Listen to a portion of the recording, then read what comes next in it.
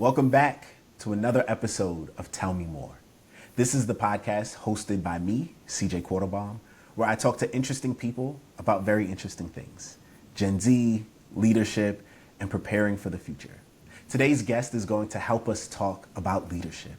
I'm joined by Dr. Patricia Faison-Hewlin, and I'm telling you, this woman is phenomenal, and we are in for a great conversation. Dr. Hewlin, welcome to the podcast. Oh, thank you, CJ. It's a pleasure to be here, and I'm excited about our conversation. So I've talked to you, I know how great you are, but I would love for the people to know about you. So if you could just give us a little background on you. Who are you? Where are you from? What are you doing now? Sure. Well, I'm a native New Yorker, born and raised in New York, so I'm a proud New Yorker. Yes. I attended all New York schools from undergrad to graduate. I'm currently on faculty at Teachers College, which is an affiliate of Columbia University. And there I am affiliated with the program of social and organizational psychology. I just started there earlier this year, and before then, I was on faculty at McGill University, which is in Montreal, Canada. And basically, my PhD is in organizational behavior. It's within the business arena. And so my PhD is a business degree. And so most of my work has been in business schools. So I was at the business school at McGill, teaching organizational behavior. And prior to that, I was at Georgetown University in organizational behavior. And I'm also a researcher. Actually, I conduct more research than I do teaching. And so we could talk a little bit about that. So does that give you enough background to get us started? I think so. I want to hear about your research. What are you researching? Sure. So primarily, have been interested over 20 years in how people navigate their work environments, particularly when it comes to their identity and how one can be authentic and the challenges with being authentic in the workplace. And that research basically stems from my experiences in the corporate world. I was in banking before I decided to go back to get my PhD. I have my MBA in finance from New York University, and I went into retail banking for a number of years, and I managed a number of branches, bank branches in New York. And I found myself just struggling because I was one of very few women and black women managers in my organization, and it was like difficult sometimes to navigate being different, but at the same time wanting to fit in, to survive and succeed in an environment which was predominantly consisting of white men in senior leadership roles. And so I was dealing with my own experiences in terms of how to be authentic and really thriving in the workplace with my authenticity. And then I was around a number of colleagues who were dealing with just being in that middle manager role, where you're receiving basically marching orders from the senior leaders, may not agree with those decisions, the organizational values and the change initiatives, but you have to say it with a smile and share with your subordinates that this is the direction of the organization. And so there's a challenge in terms of being authentic when it comes to even agreeing with the initiatives, the value system of the organization. So a combination of just my colleagues' experiences and my own experiences caused me to just write about, interview people, as well as conduct surveys to really understand what causes people to suppress their personal values and even pretend to embrace the values within their work environment. And I call that creating facades of conformity, where you kind of smiling, nodding your head, but not necessarily agreeing with everything that's going on. But there's this pressure to put on a facade in order to be successful in the workplace. Ain't that the truth? I find our backgrounds are so similar. I'm a New York City public school kid. I'm Brooklyn Yes. born and raised. I actually went to college in the South because I didn't want to be cold. Okay. And I All was like, right. I'm only applying to schools in the South. But Okay. I worked in finance. That's where my career started. And because I was a New York City public school kid through and through, I Me too. didn't meet my first white person on a peer level until college. Right. And so then I enter finance and I find that I am one of five black faces in the room. And listen, I like to say I'm a black man of a certain vintage, right? I'm born in '87, raised on hip hop, Caribbean mother. Like I've got a certain flavor to me. And I never exactly had that flavor challenged because I only really existed in black spaces. And then all of a sudden I enter finance and I'm one of a few. And the way I speak, the way I dress, everything is being subtly ridiculed or held against me. And I worked in a place that was kind of like the office on steroids. So there were a lot of things that shouldn't have flown that did. Like I had a manager say to me, hey, if I see a name on a piece of paper that's too ghetto, I immediately throw the application out. And I found trying to navigate that space to be really difficult. I'm curious, in your research, what have you seen? Well, I have found that, well, I'll just tell you what the outcome is. And not surprisingly, when people feel that they have to create a facade of conformity, they experience high levels of emotional exhaustion. Exhaustion. It's stressful to do that, and that will cause people to consider leaving the organization. And so it's kind of like it's an irony in a way because people are putting on a facade in order to survive and succeed, but the stress associated with it causes people to want to leave and eventually exit the organization. And so, what I have found is that organizations that can create an environment where people feel empowered to be authentic and to express different and divergent points of view in the workplace, that creates an environment where people don't feel that pressure to create facades. And I found that leaders who really pay attention to causing people to have the resources that they need, the mentoring that they need, that helps in terms of people not feeling as if they have to create facades. And this behavior is not just for people who are racially minorities. This could happen with people who are experiencing just values conflicts related to their religion. It could be related to their work family identity and their values. I have spoken to a number of men who are working in these high pressured environments, for example, like law firms, where they felt like they couldn't talk about how important it was being a father and sharing about their parenting because they didn't want to give the impression that, well, I'm focusing too much on my family at the expense of my work. And so the culture of work environments, you can't underestimate the influence that will have on people and the choices that people make in order to convey that, hey, I fit in, I'm the company person, I'm the one that you want.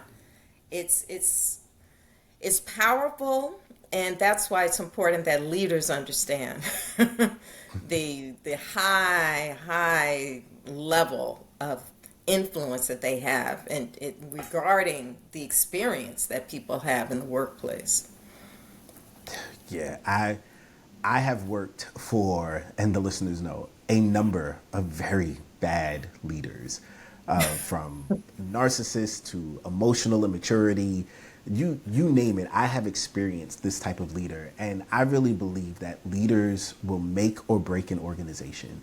I was listening to a podcast actually with Jim Collins, the guy who wrote Good to Great. It's a And he great, said, yes. he goes, it's very rare that a singular leader will be responsible for all of the success of an organization. But it is Right. very possible for a bad leader to be responsible for all of the failure of an organization. That's a So great, that was a quote from him. That's a nice yeah, quote. yeah, and I think as you look at leaders creating what the name of the book is The Fearless Organization. I can't remember who wrote it, but it's all about psychological safety in the Yeah, workplace. that's the author is Amy Edmondson, and Yes. I'm very familiar with psychological safety. Okay. So, what do you think are the barriers to psychological safety in the workplace? Yeah, for one is that if there's an environment, and it's funny, not funny, but fear is such an important word in this conversation because really psychological safety is having the comfort to take a risk. And it's usually an interpersonal risk, meaning I'm going to share something with you. My feeling of fear is going to hinder me from taking that risk. And so, as a leader and leaders and organizations, how do you create an environment where you can reduce that sense of fear? Well, one thing you can do is if there's an environment where we are learning from our mistakes, we're learning from our errors versus hiding them, then that creates an environment where people can say, hey, I messed up here, but I think this is how we can learn. Can we talk about how we can learn from this instead of like, I'm high, I'm not going to say a word? That's fear. Also, acknowledging when people are sharing and taking that risk. I often tell leaders that when you have an employee come to you and take that risk and give you critical feedback, and it might even be negative, you need to highlight that. First of all, you thank them. And at the next meeting, you say, I've received some feedback. Of course, get permission from the employee. I've received feedback from Monica. I didn't really want to hear it because it was critical, but I'm so glad that she gave me that feedback. And I want to encourage everyone to feel comfortable coming to me to give me that feedback. That's another way of reducing that fear. You're creating an environment where people feel that they can take interpersonal risk. And that's really what psychological safety is about. And I'm glad that you mentioned that because in my research, I have found that psychological safety has a negative relationship with creating facades. So that means the more safe people feel about taking those risks, the less likely they are going to feel pressure to suppress their values and pretend to go along with the values of the organization. Man, that's so good. How do you? I have found that people don't love negative feedback. They don't love criticism. So how can leaders better prepare themselves to take such feedback? How can they see the importance of hearing that? Because I've often experienced leaders where you bring something to them and they recoil and then turn away from you. Yeah, yeah. And I think a lot of it has to do with how they view criticism.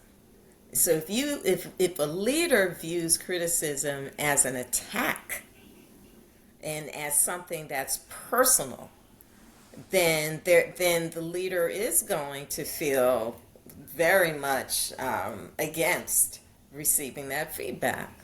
If a leader is feeling insecure about their capabilities, then of course they don't want to be reminded that, hey, you're not perfect.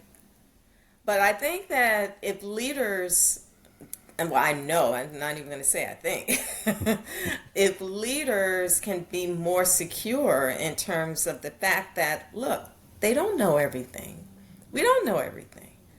And one of our greatest resources could be just a few steps away in an office of an employee of a subordinate, or just a Zoom meeting away or a phone call away. And to be open to receive information that they need to be successful, then that gives them the resources and actually the information that they need to be more impactful in the work that they do. Yeah, I think if leaders can exemplify the level of humility necessary to take constructive criticism, I think we would see so many organizations go much further than they are right now. I'm Absolutely. curious. So how long have you been teaching? All right, so I've been a professor for about 22 years now. 22 years is a good amount of time because the world is a whole lot different now than what it was in 2002. I'm Absolutely. curious, what are some differences you're seeing in students from 2002 to now? Well, actually, yeah, 2003. So we're going on 24 years, 22 years. Differences. Well, the political, and it's so funny because I said to you, I said, now, we probably shouldn't talk about politics, but Yeah. the evolution of the political climate has really caused discussions in the classroom to evolve a bit. I have found in general, we've had some very heavy occurrences, these experiences in our society over the past few years. And we think about the pandemic and we think about the social unrest. The conversations have changed a bit, and I have found that students are more concerned than ever about the future of their work, of their lives in general. They are more interested in holding the older generation more accountable when it comes to what has happened in the past and how we're going to move forward in the future. And so there's definitely more of a heaviness in conversations because I think we all know that there's more to talk about because there have been so more immediate things that have happened in this generation's lives that it's as I said, it has been a bit more weighty. Having lived in Canada for the past 14 years has been a bit interesting. At McGill in general, it's highly, highly, highly international. And so hearing the different perspectives internationally was very, very interesting and engaging for me as a professor. Can you tell me more about that? Sure, sure. When you have students from all over the world, they're coming with their own cultural values and their own perspectives about work, about leadership. And so you can have some students who have been socialized into reverencing leadership and in a very strong way. A lot of my students from South Asia, for example, from Asia in general, when you think about East versus West in terms of how we think collectivism versus individualism, those conversations were so interesting to just hear about students talking about how leaders are viewed differently in such a higher esteem than maybe students who were raised in the West, in the U.S. How we think about collaboration varies as well culturally. So those types of conversations and interactions with students have been very interesting. And I had a chance to conduct some research in Singapore for a period of 7 months a few years ago. And I had a chance to tour a lot of the Asian countries, and it was really interesting to see how we take different perspectives when it comes to leadership and organizations based upon culture. Yeah, I can see that. I teach a course on cultural competency at That's right. Rutgers, and I have students. Most of my students actually are South Asian, and it's always interesting when we have these conversations about crossing cultures and what's acceptable in one place versus unacceptable Right. in another. And the whole point of the class is I'm trying to get these college students to see you can live with people who are different from you, but not only can you live with them, you can learn from them. So on in that vein, I'm curious, what are probably some good leadership practices that you've seen out of the American or Western context that you think we should adopt? Sure. I think that there is a lot to be said regarding honoring honoring leadership, not placing leadership in this arena where they're untouchable, but really having the respect with people who have a responsibility.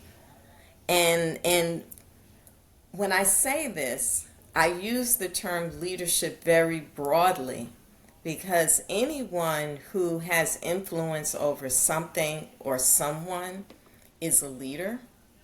And so the concept of respect and honoring people for the leadership role that they have is something that I think that we can do more of in the Western society.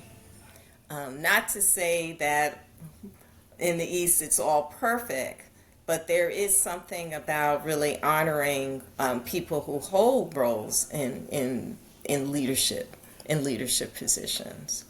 The other thing that I think is even equally important, if not more important, is having a collective mindset.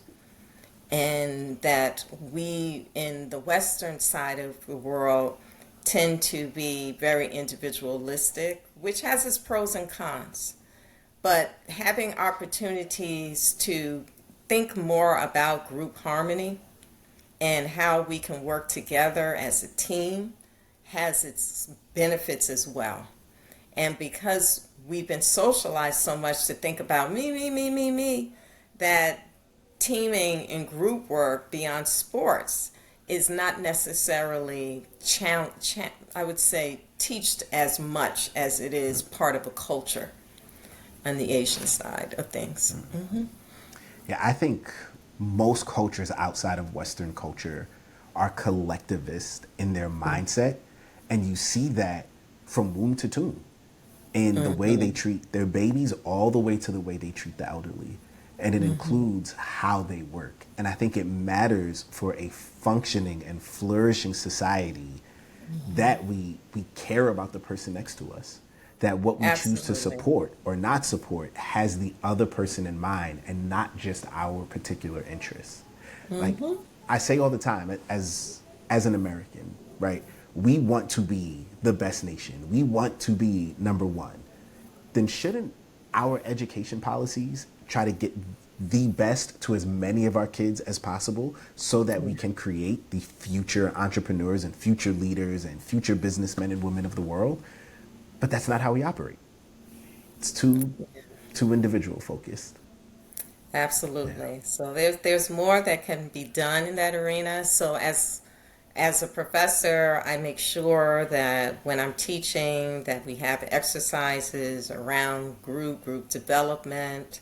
We talk about the benefits of working in teams, but at the same time understanding that there is some value in being an individual, and oftentimes we have to be self-interested.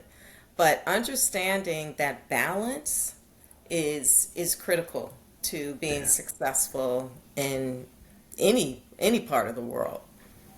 Yeah. I think in every arena of life, if we could have just a little bit more balance, where would we be? Yeah. Absolutely. So a lot of my listeners are, especially when it comes to the leadership portion of what I do here at Tell Me More, they're like, CJ, I work for some bad leaders.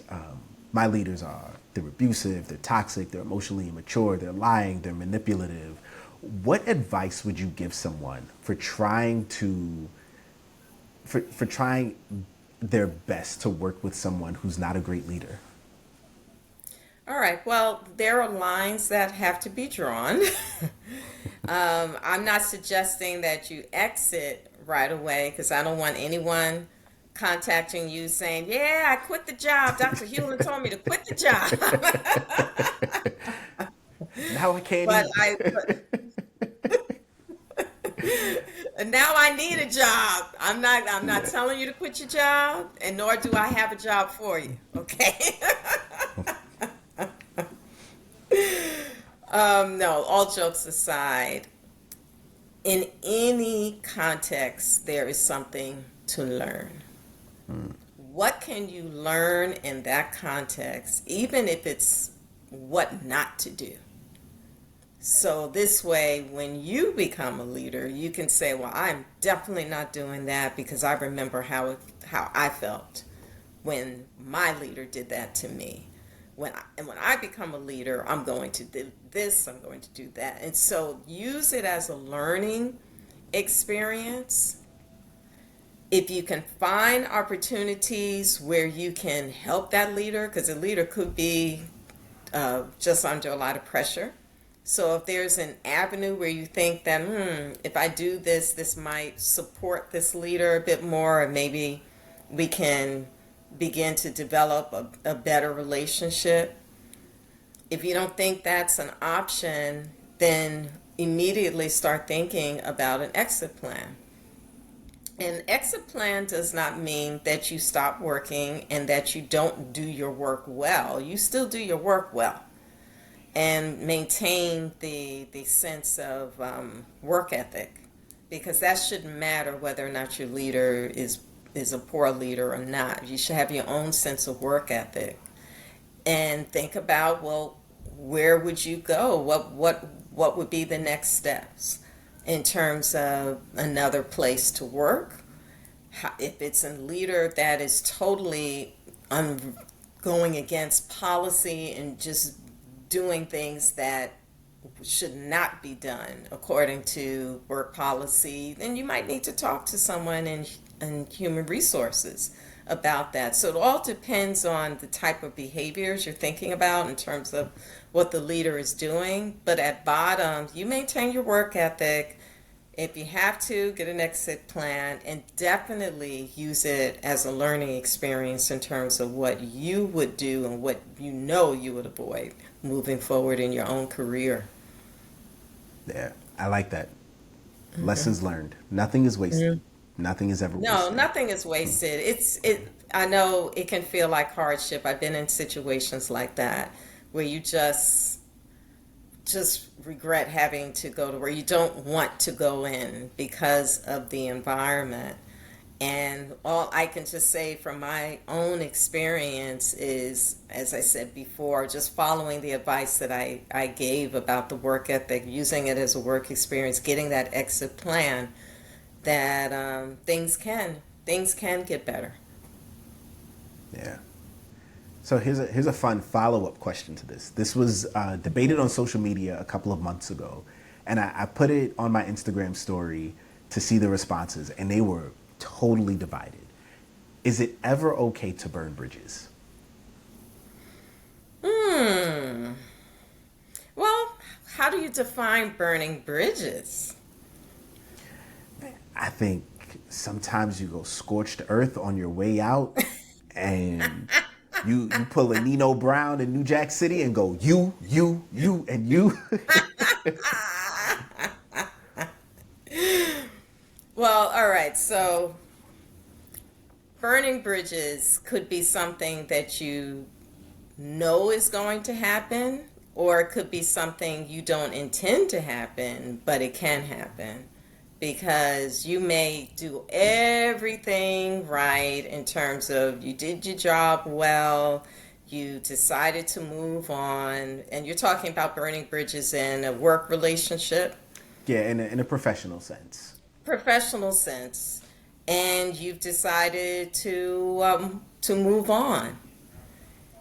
You may have done it in the most professional way, and the recipient will feel as if you burned a bridge. And in that situation, hey, you did what you could. You were professional, you held your standards of excellence, but you had to move on.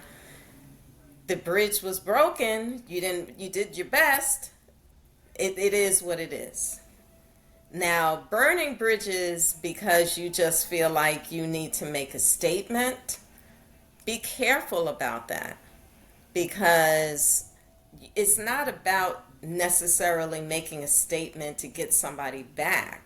It should be more about what is best for my career development, what's going to be best for, it could be your family or something like that. That's really going to enhance and improve your work life, your well-being. You have to do what you have to do. But going just to make a statement to get somebody, that you want to be careful about, because that can happen to you. You don't want that, anything like that to happen to you in your own career.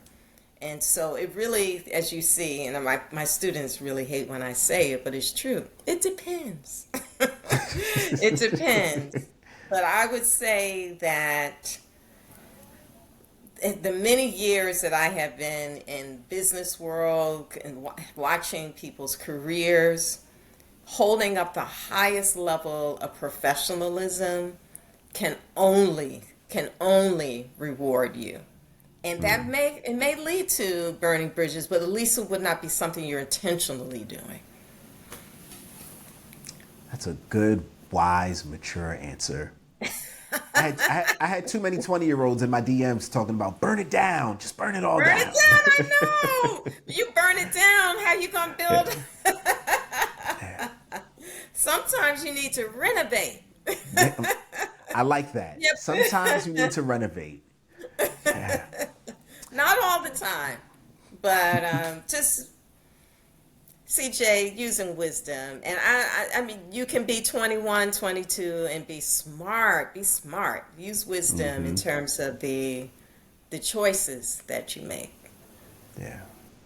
Dr. Hewlin, I know you're working on a book. Can you tell me a little bit about that? Give us a teaser.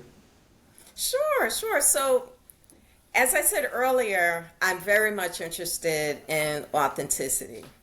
And when I started thinking about authenticity, I've really focused a lot on the fact that we should be authentic, and it's important for us to bring it all into work and just be true to yourself in every context. And over the years, I've kind of toned that down, having conducted more research and interviewing people to understand that we don't always have to bring everything into every context. And there are also some contexts where you may say, not worth it, or this relationship is important to me, so I may not say everything I want to say to protect that relationship, and then I'll choose the right time. It could be timing. And so there are just a lot of nuances related to authenticity that we don't know enough about. And we also don't know enough about conformity. When is conformity a good thing? There are a lot of times when conformity is a good thing. And it could be a life and death situation where conformity is a good thing. There could be some norms in a professional work environment where, all right, so how I dress or whatever it might not be such a big imposition, but it's conformity. We're conforming all of the time. One way or another, we are conforming. And so what I'm going to look at in this book is how conformity and authenticity work together, how they work together in a way that is healthy for us and healthy for our relationships and our career world. I really like that, and I look forward to reading that. Thank you. As we wrap up here, I've got two final questions for you. The first one is, I'm a leader, I'm looking to grow in my leadership, but you can only recommend one book for me to read. What would it be? Oh my gosh, I have so many books. You should have prepared me on that one. I should have. And I have so many friends who have written so many books. So I Ooh, think that is just so unfair. But I can tell you authors. How about that? I'll take it. Authors. I'll take it. Yeah, yeah. I appreciate Adam Grant's work. And so he's written a number of books. I appreciate Dolly Chu's books. And these are people who are not necessarily focused on leadership directly, but indirectly. A lot to do with our own self-development, growth. Dolly's books help us in terms of our identity management. And her last name is Chugh. So I would say take a look at her book as well, her books as well. Okay. I will drop those in the show notes for the audience. Last question. What do you think are the top 3 characteristics every leader should have? And so earlier we talked about humility. And really, when I say humility, it's not just that you're just being really sensitive in terms of how you use your power and that way, but more about understanding that you don't need to know everything. And that's really the humility of understanding that others can help, and that's okay. The other thing I would say is to be willing to empower other people, to share the power, to be willing to delegate and help people grow along the way. And you don't have to just hold all the power and hold the limelight. Share the limelight. Give people opportunities to grow and develop. So that's humility, that's empowerment. And the other is authenticity. I have to say authenticity. Yes. And that's really walking the talk. Walking the talk. And in line with what I'm writing about in this book, that doesn't mean you have to say everything that's on your mind, but it is being authentic in terms of saying, well, look, this is what's going on. I need your support in this arena. I'm having a challenge with this too. Having that authenticity, which is connected to vulnerability as well, can only help in terms of creating an environment where others feel that they can be authentic and safe to be true to who they are in the workplace, and be willing to make contributions to the workplace, even if it's risky to share an error or speak their mind. So just we're circling right back to where we started, right, CJ? Mm-hmm. Right back to safety. Man. Humility, empowerment, authenticity. If you've made it this far, I'd love for you to drop into the chat, what are your top 3 characteristics for a leader? Dr. Hewlin, as we go, are you on the socials? Can people get in touch with you if they wanted to? Yeah, I primarily use LinkedIn. And so that's probably where you would find the most action. All right. Find Dr. Hewlin on LinkedIn. Like this, subscribe to it, share it with your friend. Let's work on being better leaders. This has been Absolutely. another episode of Tell Me More. Hey, tell me more.